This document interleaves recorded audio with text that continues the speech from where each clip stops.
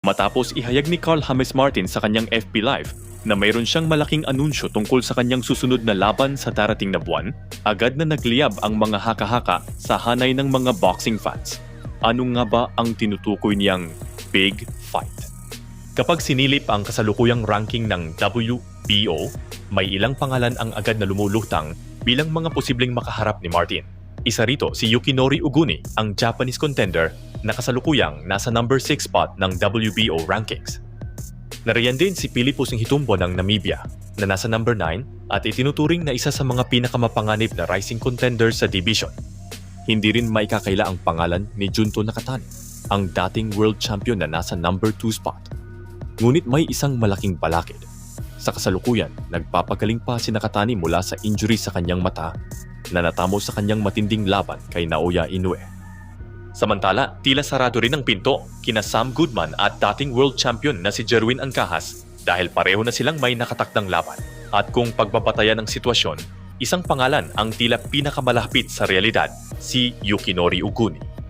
Ngunit sa boxing, isang tawag lamang ay kayang baguhin ng lahat. Kaya hanggang wala pang opisyal na anunsyo, nananatiling palaisipan kung sino nga ba ang makakatapat ni Carl James Martin sa sinasabing pinakamalaking laban ng kanyang career.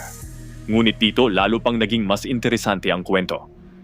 Ayon kay Joseph Rivera, isa sa mga malalapit sa Team Casimero, hindi pa raw panahon para direktang sumabak si Carl James Martin laban sa pound for pound king na si Naoya Inoue.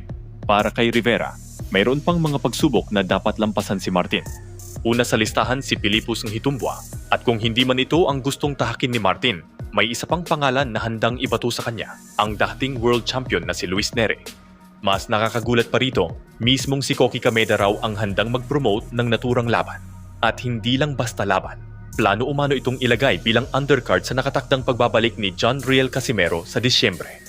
At dahil nga dito ay may ilang netizens ang nagsabi na kung sakaling matuloy nga ang nasabing laban, ay pagkakataon na raw ito ni Luis Neri na ibuntun ang galit nito kay Martin bilang paghihigante sa masaklap na pagkatalo sa mga kamay ni Casimero.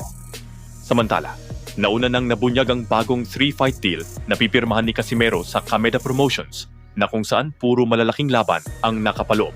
Ang unang laban, isang world title eliminator. Ang pangalawa, isang world championship fight. At ang pangatlo, maaaring world title defense o kaya naman ay isang blockbuster title unification. Ngunit hindi pa pala rito nagtatapos ang plano. May mas malaki pa, ayon sa mga impormasyong lumabas. Kapag nalampasan ni Casimero ang lahat ng hamong ito at naging ganap na 4-division world champion, balak pa raw ni Koki Kameda na itulak siya sa mas mataas na antas. Ang target, gawing 5-division world champion si Casimero. Isang tagumpay na kakaunti lamang sa kasaysayan ng boxing ang nakagawa. Ang dalawang dibisyong tinitingnan ay ang Super Bantamweight Division at ang Featherweight Division. Kung sakaling magtagumpay, ay malalampasan na ni Casimero ang record ni Donnie Nietes na naging 4-division world champion at mapapamtayan na rin si Nonito Donaire Jr. na naging 5-division world champion.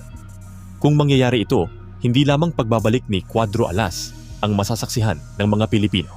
Isa rin itong makasaysayang paglalakbay ng angas ng Pinas patungo sa pagiging immortal na future Boxing Hall of Famer.